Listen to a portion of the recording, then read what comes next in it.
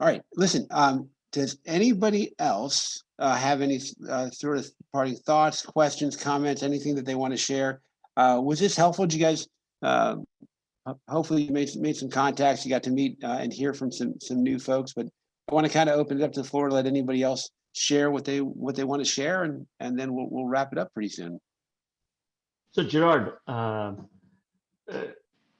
think that's another topic for another day discussion about the need or the need or no need of a permissioned blockchain or a smaller group. I think there is value for permissioned blockchain as well to an extent when the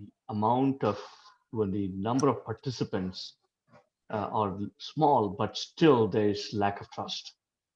I think there's specific value in that space, but topic for another discussion. So when Scott Sternetta was doing his research on blockchain in the late 80s, early 90s, right?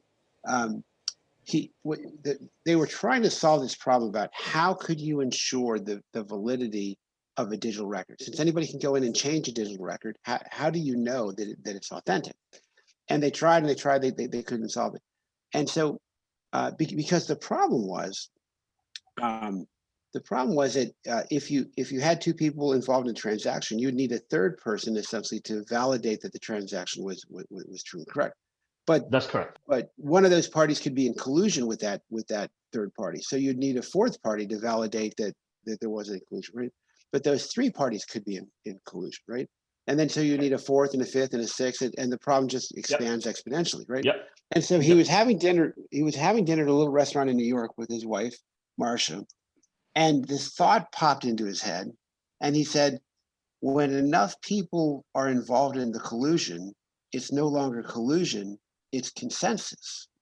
And he looked up at Marcia and he said, "I think I just figured something out, and I think it's kind of important." Right?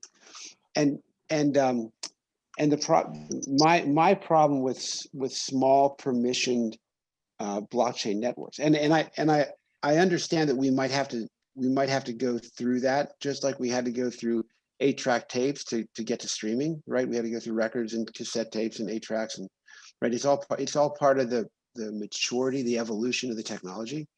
I think that we need to do that in terms of having private permission blockchains, because I think the paradigm is too large of a jump for enterprises to move through. But if you have a small number of participants in a permission blockchain, I think that you can still have significant issues of collusion, right? And that's just sort of my general philosophy. The other thing is, if you have an admin that can control that permission blockchain, then again, I question how immutable or how impervious it is to collusion. So that's one of the factors that we talk about. That's why Pedram was talking about zero knowledge, zero trust. Right. Okay, so guys, my name is Derek. I'm an entrepreneur and an innovator in Ghana.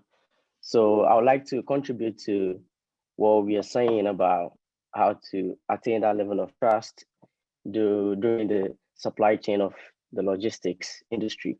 So I was thinking, for blockchain, the main goal is decentralization.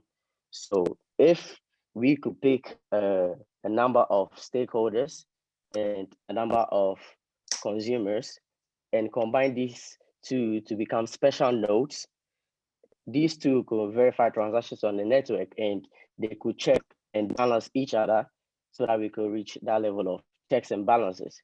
So there is no need to change the whole infrastructure of the blockchain to make it suitable to the processes of supply chain. We just need to pick the main important nodes that are needed for the process of the whole supply chain to move on, and put them into one box for them to check each other.